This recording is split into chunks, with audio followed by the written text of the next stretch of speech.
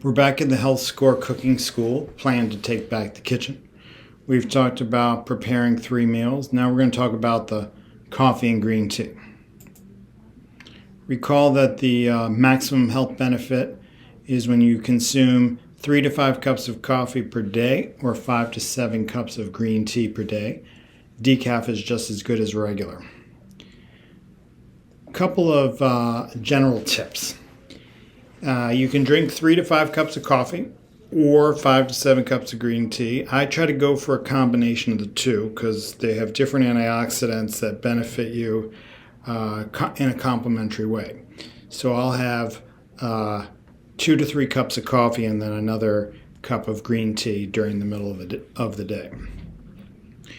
Avoiding caffeine within 6 hours of bedtime is important. And so for me, that means cutting off caffeine. I don't have caffeine later than 2 p.m. That includes green tea. Green tea is caffeinated, though it has less caffeine than coffee. Both coffee and green tea have decaf options. I personally will sometimes use decaf instant coffee for this drink I'm going to show you. And I will drink decaf green tea in the evening on occasion. My next tip is to avoid sweetener. I especially mean avoiding added sugar because sugar-sweetened beverages are a separate food to limit in another section of HealthScore. I also mean avoiding any artificial sweetener whenever possible as well. I personally, it took me a long time to give up Splenda, and one day I just ran out of Splenda and I just added extra cinnamon, and I got to a point where I added so much cinnamon. First it was a little disgusting, and then I added more, and then it was sweet. It went from disgusting to sweet. I don't know, I think I've discovered something there, but I have now a tablespoon of cinnamon in every cup of coffee I drink, and it is sweet without having any artificial or concentrated sweetener.